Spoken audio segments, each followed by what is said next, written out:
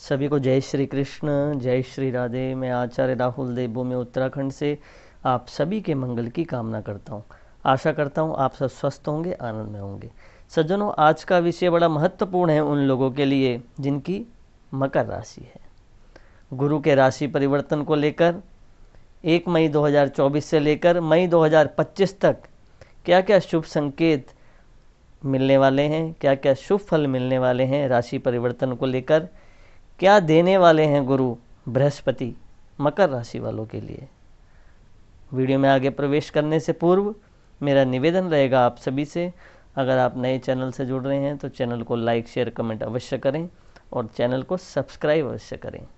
इसी के साथ साथ मेरा एक निवेदन और रहेगा कि सबसे पहले हम सभी ये जान लें कि देवगुरु बृहस्पति क्या हैं और गुरु किसे कहते हैं।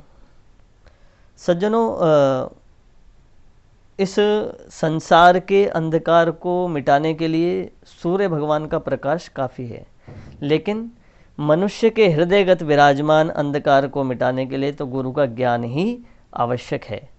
इसी प्रकार गुरु के राशि परिवर्तन को लेकर क्या शुभ संकेत मकर राशि वालों को मिलने वाले हैं और क्या ऐसा उपाय उनके लिए किया जाए जो उनका ये वर्ष जो है वो मंगलमय रहे, गुरु की कृपा उन पे बनी रहे और उनके सभी व्यापार को लेकर, दाम्पत्य जीवन से जुड़ी कोई समस्या हो या फिर बिजनेस संबंधी कोई परेशानी हो या फिर धन संबंधी कोई परेशानी हो, व्यापार संबंधी परेशानी हो, संतान पक्ष से कोई परेशानी हो, इन सभी प्रकार से क्या फल देने वाले हैं गुरु, इसके विषय में चर्चा करेंगे।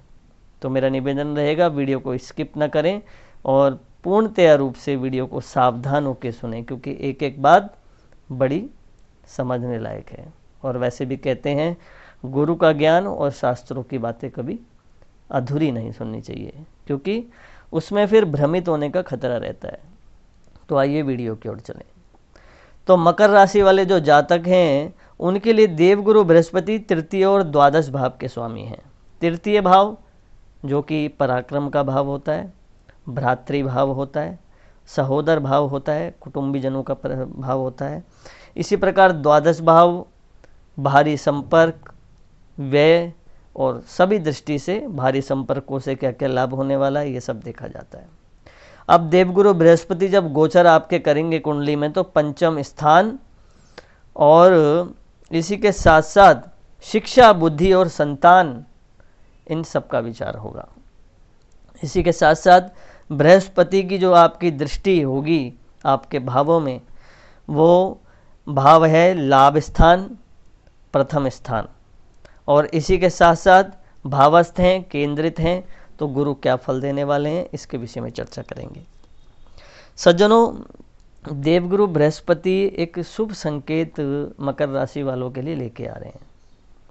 जिन लोगों का विवाह हो गया था और संतान पक्ष से थोड़ी कठिनाइयाँ मिल रही थी या संतान के योग नहीं बन रहे थे, तो गुरु के इस राशि परिवर्तन से उनके यहाँ पे योग बनते दिखाई दे रहे हैं। इसी प्रकार जिन लोगों का विवाह नहीं हो रहा था, मकर राशि वाले जिनका विवाह नहीं हो रहा था, उनके विवाह के एक योग बनते दिखाई दे रहे हैं। और इसी के साथ साथ जो लोग संतान पक्ष से परेशान थे, उनकी पढ़ाई को, स्टडी को लेके चिंतित थे, तो उनको चिंता करने की आवश्यकता नहीं है। और यदि एक संकेत कर रहा हूँ मैं, यदि आप अपने संतान को, पुत्र हो या पुत्री हो, उनको विदेश भेजना चाहते हैं या भेजना चाह रहे थे, तो ये शुभ समय है, काम बन जाएगा। इसी के साथ साथ बृहस्पति का जो गोचरीय आपकी कुंडली में जो फल इस वर्ष दिख रहा है, वो व्यापार और बुद्धि को लेकर एक सामंजस्यता बिठा रहा है। यानी कि अगर आप व्यापार में कुछ परिवर्तन या कुछ चेंजिंग करना चाह रहे हैं तो इस वर्ष योग अच्छा है, आप कर सकते हैं, आपको लाभ की प्राप्ति होगी। इसी के साथ साथ आपको विशेष रूप से अपने मित्र संबंधी सहायक हों या कार्य क्षेत्र में हों या फिर पार्टनरशिप में हों, तो इस समय आपकी एक मुख्य भूमिका अपने व्यापार को लेकर, व्यवसाय को लेकर और विशेष रूप से कार्य क्षेत्र में आप बड़े प्रतिभावानशाली दिखेंगे और अपने कार्य को, अपने व्यापार को बढ़ाने के लिए आप पूरी दृढ़ता से आप कार्य करेंगे, जिससे आपको लाभ की प्राप्ति होगी। इसी प्रकार घर में कोई मांगलिक कार्यक्रम आयोजन होगा, ऐसा एक शुभ योग दिख रहा है कि परिवार में कोई शुभ संकेत, एक मांगलिक कार्यक्रम का आयोजन होगा जिसमें आप सब परिवार वाले बड़े प्रसन्न दिखेंगे।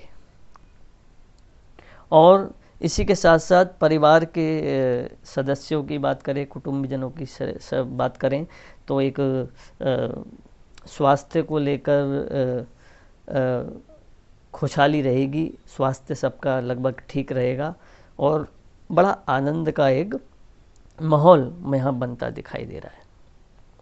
इसी के साथ साथ हम बात करें धन के योग को लेकर, व्यापार के योग को लेकर, शिक्षा के क्षेत्र में या फिर जो स्टूडेंट जो थे वो शिक्षा के क्षेत्र में प्रयास कर रहे थे, उन मकर राशि वाले, उनके भी यहाँ पे अच्छे योग यहाँ दिखाई दे रहे हैं। उनको सफलता मिलने के लगभग काफ़ी % एक शुभ योग दिखाई दे रहे हैं। अगर आपके संपर्क देश विदेश से आपका आदान प्रदान है, कई लोग ऐसे हैं जिनका कार्य क्षेत्र जो है वो विदेश से जुड़ा हुआ है, आदान प्रदान का एक लेन देन का एक सौदा है, तो उनके लिए भी ये समय जो है वो एक मंगल योग दिखाई दे रहा है। इसी के साथ साथ अगर आप पार्टनरशिप में कुछ काम कर रहे हैं, अगर आप चाह रहे हैं कि हम पार्टनरशिप में काम करें तो बड़ा एक क्योंकि गुरु जो है वो एक ज्ञान के प्रतीक हैं, तो किसी भी कार्य को करने से पूर्व बड़े विचार पूर्वक और बड़े एक धैर्य के साथ, और मैं एक सबसे उत्तम बात अगर बताऊं आपको, एक संकेत करूं, आप समझ जाना इस बात से मेरी, कि आपको अपनी वाणी में एक मिठास, एक संयम लाना है।